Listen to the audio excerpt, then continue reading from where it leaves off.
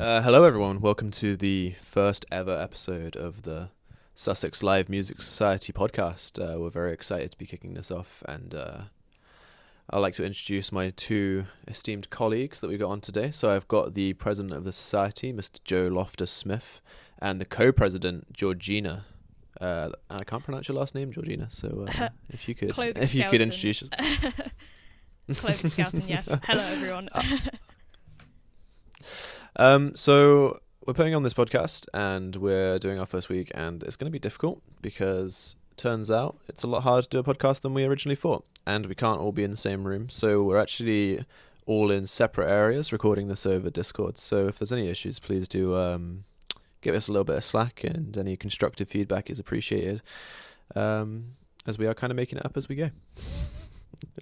So I'm the what's my welfare and inclusivity officer for the Sussex Live Music Society. As I said, Joe is the president and Georgina is the co-president. But if I hand you over to Joe, and he can introduce himself and he can talk you through how the society is structured this year, and who's on it, who you go to talk about specific things, and who's going to be handling what jobs this year. Yes, so hi everyone, I'm Joe, and I'm president of the Live Music Society this year, and as I was last year as well. Obviously we're in this pandemic, and that has made live events very challenging, so we're trying to do everything we can to kind of switch up our format and make it accessible and try and get people involved in different ways. We've had to be super creative and inventive with that, and the podcast was one of the ideas we had, so we're going to try and see what we can do with it, really, and just see how it goes, really. So in terms of our committee members this year, so there's myself, there's Georgina, there's Jamie, obviously have introduced themselves already. We also have our events officer, who is Olivia, who I'm sure will come onto the podcast at some point as well. We have Oscar, who is our department coordinator, so he's in charge of basically trying to reach out to the music departments, music tech departments, etc., try and get them involved. We have Tamara, who is our promotions officer. She helps out with a lot of Instagram things and getting our events more involved with everyone. And I think we've got Luke, of course, who is our treasurer, in charge of the monies, of which we don't have currently, but one day we will have money, hopefully. And we have Chloe, who is our press officer, who's in charge of doing all the photos and stuff. Which she's doing a good job with so far, considering what we have lined up.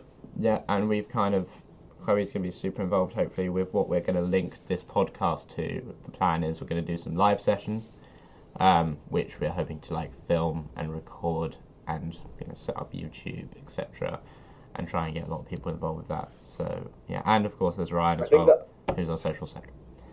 And that's everyone, really. That's the whole team. Social sec's got a bit of an easier job this year so far. Yeah, exactly. I think the live sessions that you mentioned is honestly the thing that I'm most excited about for this year so far. Oh, definitely. I think that'll be really good. And the way we're hoping to integrate it quite seamlessly with this podcast should hopefully it will work. I'm looking forward to it. So for what people don't know that we're talking about, so if you've ever seen on YouTube the NPR Tiny Desk concerts, we're kind of going for a similar vibe, and Chloe, who's a film student, is able to rent out gear from the university. So she's got a very expensive, very fancy camera being booked out for us this coming Monday. We're recording this podcast on a Thursday. And me and Joe actually live in the same house, and we have quite a nice kitchen, and we have some fairy lights, and we have a nice big white wall. So we're planning on creating somewhat of a set, and that will give people the opportunity to come in and record some covers. Joe's got some loop pedal work to do, record your own originals, and just a slightly more professional environment to record music that isn't just, here's my camera on my phone, this is me in my bedroom, but while still being relaxed enough to be enjoyable and fun. So Georgina hasn't heard anything about this, and probably the first time she actually heard about this. But yeah, that's on Monday. No, I have heard. Well, I haven't heard about the set, but I've set up. We've now got a Sussex Live Music Society YouTube. So if you go and subscribe to that, that's where everything's going to be posted. And I guess maybe we'll put them on Instagram Live as well. I mean, not live. Probably. Yeah. The TV, IGTV. Yeah.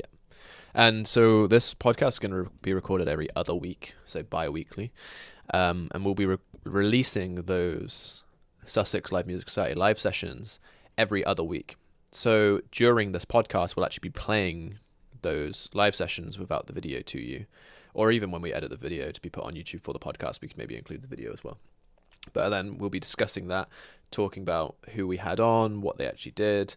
And it's just giving people another sort of platform to promote their stuff, and sort of people in the society to have a way of sort of sharing what they're working on. Because that's one of the things that I really enjoy about the society is, like, when we had the open mics, people would come along and sing their own originals, and you'd often be like, oh, I wrote this last week, like, tell me what you think about it, sort of thing. Or, you know, people's originals that we almost become fanatical about, like Home and Heart and If I Was Being Honest, and everyone goes nuts.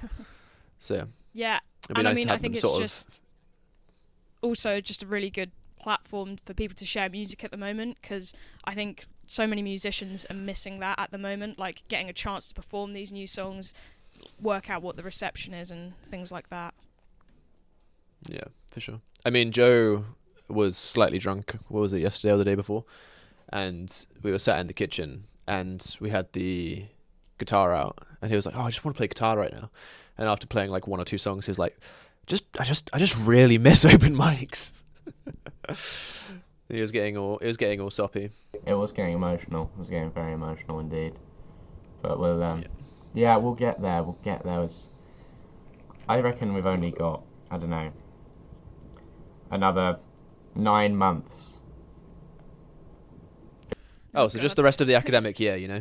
The academic year, and that's the thing, that we've got to like make SLiM and keep it going for the legacy of the society. And yeah, once you finally leave and somebody decent's put in charge. Yeah, well, of course, you know, absolutely useless. Yeah, you'll be sorely missed. Although you won't actually be going anywhere because you. Oh no, I'll be that graduate who never leaves their society. You know, like I'll be 30. The freshers of 2031 will be like, who's this like 30-year-old man like hanging around the open mics? Yeah. Your hair will be down to your ankles by then. Yeah, definitely. But I think you can offer a very unique perspective, Joe, because and Georgina, to be fair, actually, you guys are perfect to have on this sort of section of the podcast, because I only really got involved with the society last year and doing the open mics and going to the socials and such. And it was quite a different year for SLiM. Like, we obviously won Most Improved Society, so there was a lot of fundamental changes about the way that we ran stuff and how serious the society was about what we do. But you guys, I know, were part of the society the year before, which had a different president and was almost a different society entirely. So could you tell me about sort of what it used to be about and how SLiM changed when Joe became president and we got a sort of an influx of new members?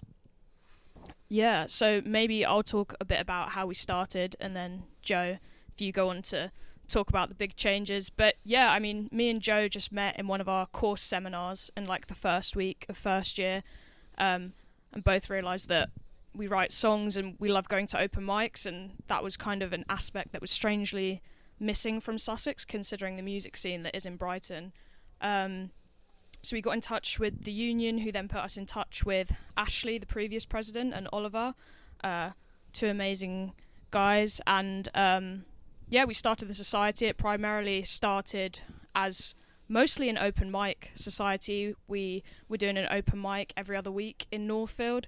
And Peter and Ryan and Matt were also involved in that, some people who are still in the committee. And yeah, we were just trying to create a group of people who loved music and could experience that on campus. And that's all we really did to start with, because there was only about 5 of us who were committed to putting in any work, and it took us a while to get recognised by the union as a society until February the year before. And then I think me and Joe just knew that we wanted to continue it and make it even bigger. last year. How did things change, Joe? Well, yeah, so basically then what kind of happened is like, yeah, first year was kind of just, well, it was getting it off the ground and getting the brand back, because obviously the Live Music Society did already exist, but then it kind of just disbanded for I think there was a couple of year period where, like 2016, 2017 or something, it just kind of died, and then we started uni in 2018. So it was about like bringing that society back essentially, and it was just getting off the ground. It was like a big rebrand, and not much really went down in first year. It was literally, and the open mics we did were pretty crap. The union weren't super supportive of. Well, it wasn't even the union that were being super supportive of society. There just wasn't a lot of like energy behind it at the time because of like getting it off the ground and stuff. And I personally was very involved with politics society in my first year, so I wasn't super on it with the music society, and we just did the odd open mic. And then second year came around, and me and Georgina decided we were going to basically run it.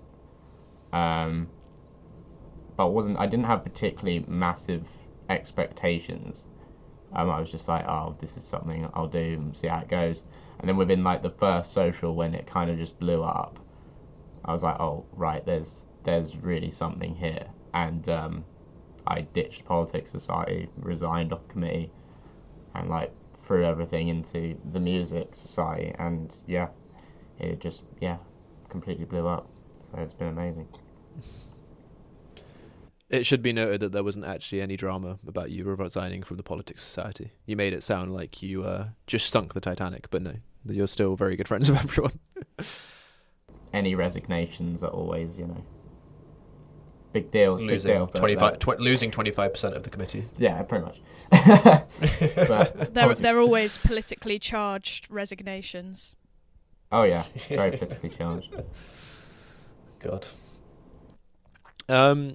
Yeah, I think one thing that you kind of missed out on there was talking about just how big it got last year. Because in comparison to the year where it was just you guys, like there was no competition. Like I remember, I couldn't make it. I remember you invited everyone from Lewes Court, the residence that we were living in first year, down to watch you at an open mic. And the people that came from Lewes Court were like 80% of the crowd. And this year, for things like Big SLiM and some of the busier open mics at Northfield, you would look around and you'd be like, there's people here for the open mics that haven't even spoken to a committee member and have just turned up, and we don't know their faces, which was quite a weird experience because for the first time that I came, and it was quite a smaller event, like for one of the first times after freshers, you pretty much could name everybody. Or at least you'd be like, oh, there's that person in that group, and those people are with her or with him. And you'd be like, oh, okay, that's who they are. Whereas there's been, especially at the Big SLiM with the FOMOs, which are a band that are a very, very talented group of people that perform at some of our events, who are also students here at Sussex. They did a Rage Against the Machines cover, and there was like mosh pits at Falmer Bar. And I was looking around and I was like, I don't know who half these people are. Like, absolutely no clue. Which was a very weird experience. Yeah, it really did turn into loads of people we didn't know, from it just being our friends to then complete strangers, which was a great thing to see. But also thank you to all our friends that did come and support us in first year, that kept us going to get to this point. Yeah, no. Get the motivation going. But yeah, what were some of the standout socials that we did last year for you guys personally? I mean, so many. I'd say, definitely. Oh, you go on. Or event. Well, it was just the last night, the Indigo Riot EP release. Oh.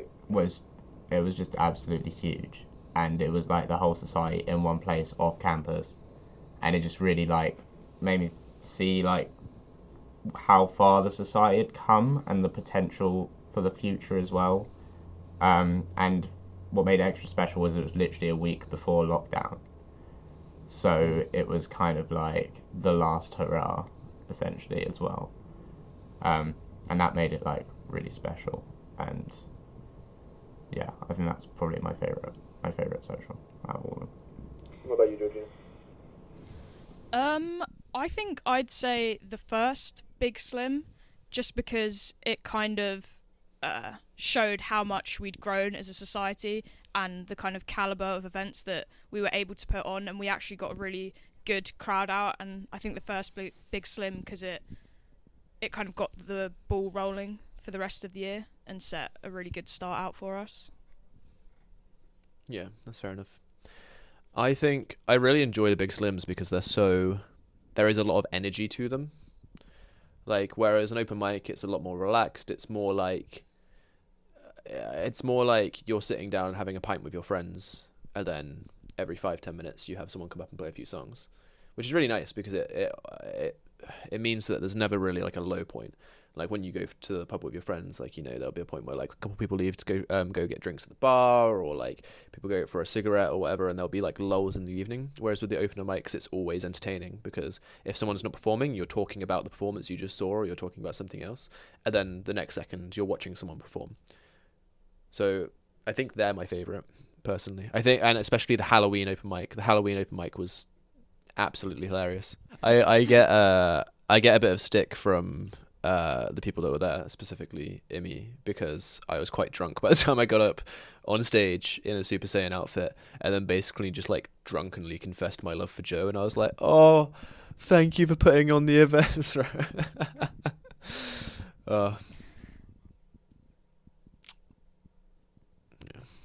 I missed the busking as well. The acoustic busking we did in Library Square as well. That was really cool. And it's a really weird grey area of busking at the minute because you can obviously busk with less than 6 people, but I know it's been sort of, you've had in Brighton, buskers have been asked to move on and such by police if they draw too big of a crowd. So it's almost like suffering from your own success.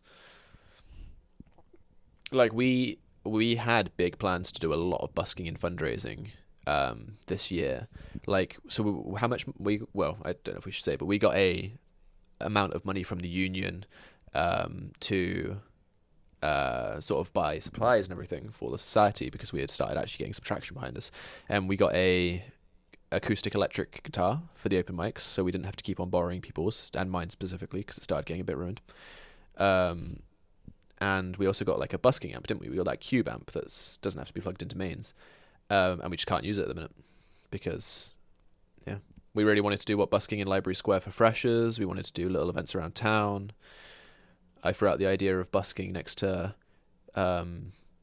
club queues for like that Prism 3-hour queue on a sports social Wednesday and everything else, but we just can't do any of that. I reckon we would have got a good bit of money from the other people standing in line for that. Exactly. Imagine it. Imagine the scenes. You break out Wonderwall or Mr. Brightside down the side of a student queue on a Wednesday for all of like the frisbee, rugby, and football socks.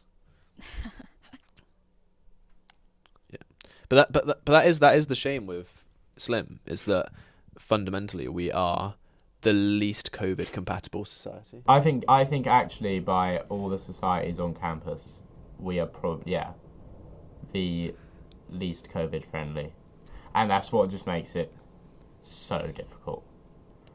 Also, just even in the fact that, like, you know, singing is one of the worst things you can do to like spread the virus when you're in a group. So, but I mean, that's why we're doing the podcast, to find new and creative ways to keep the society going whilst we can't do the events that we love to do so much. Yeah, and for people that didn't know, as Joe mentioned earlier, there's a band called Indigo Riot, which one of our committee members is on, Olivia, who's our social media sec, I believe.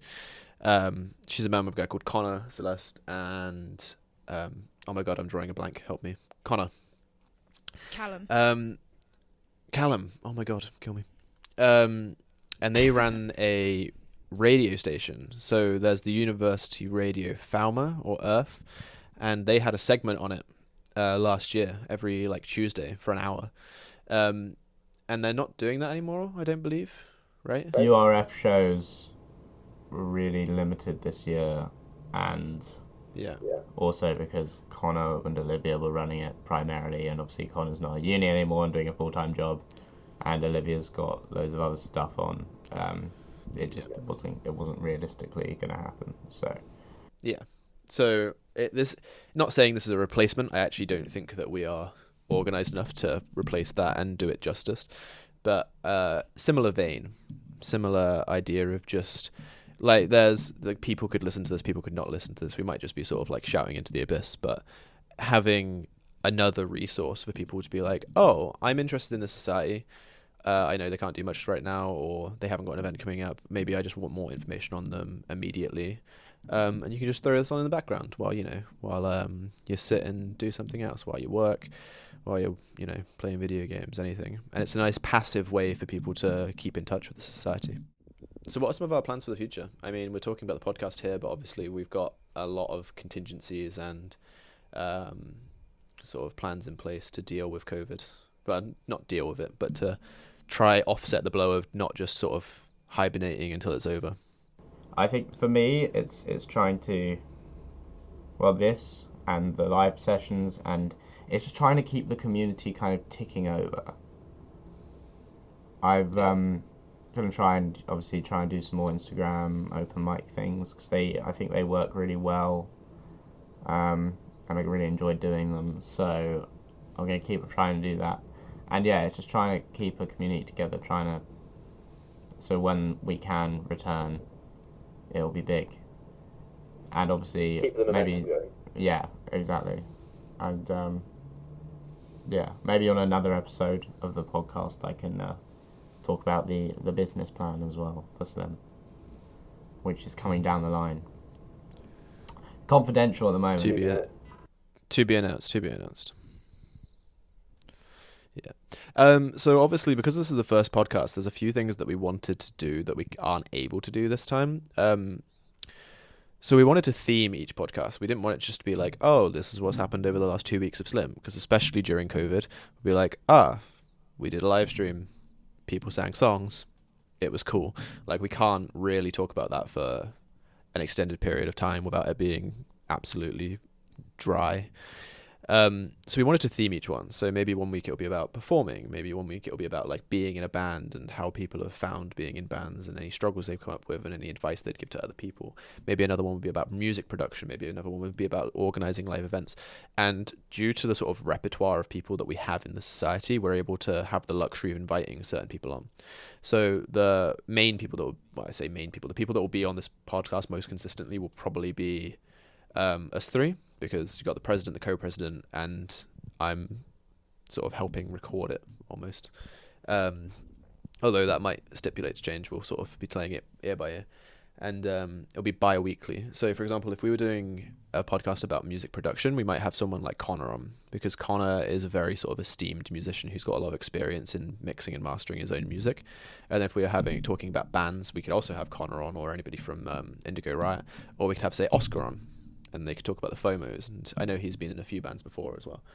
And that will just give each episode a bit of a different flavor. And once we have a few of these podcasts out, say we get into the double digits, people can go through and look at the titles and be like, oh, I want to hear about that. And they can listen to that whilst also getting information on SLiM. Would you say that's a fair statement of what we're doing here? I think that's really good. Definitely. Yeah, getting different people on for interviews as well, like not necessarily just committee members as well, like other people within the music community from Brighton and things like that. And for sure. As we go on, hopefully this will last for a long time. Get in touch with us on our socials if there's like a specific theme that you'd like us to discuss that you're personally interested in as well. Yeah. Yeah. Like I said, this is a platform to keep people sort of in touch with SLiM. So having people get in touch with us, like actively rather than just passively listening, would be very cool. And that'd be quite a cool milestone to reach when we actually have people being like, "Oh, I enjoyed listening to this. What about this, and this?" And or even just, "Oh, I heard about you guys from the podcast." That'd be quite a cool thing to reach, I think. Baby steps. But yeah, so we'll be interviewing people. So it will very much be not educational, but it will be quite a they'll be in the hot seat and we'll all be asking them questions and making them feel very nervous and on the spot. We'll want to be doing the live sessions alternating, so sort of in the midpoint of the show we'll play the live sessions for you. I know Joe's working on some very exciting stuff that we're going to be recording on Monday, so maybe on the next podcast we'll be talking about that and we're playing it for you. And that'll be quite exciting. And that's one thing that I'm also excited is not just getting committee people on the live sessions. I know we've had a few people join our Instagram open mics and getting just one of them around and having them record a song. I think that'll be quite cool because a lot of the people on the committee are quite experienced now of playing open mics and maybe recording covers for personal music pages or just their main accounts or anything like that. And having them have the opportunity to actually record something in a slightly more structured environment will be really cool. Yeah. Yeah, definitely, and just a good experience for everyone. I think even us as recording other people, like, will gain experience from that as well. So I think it will just be a nice collaborative and creative experience for everyone. Oh yeah, for sure.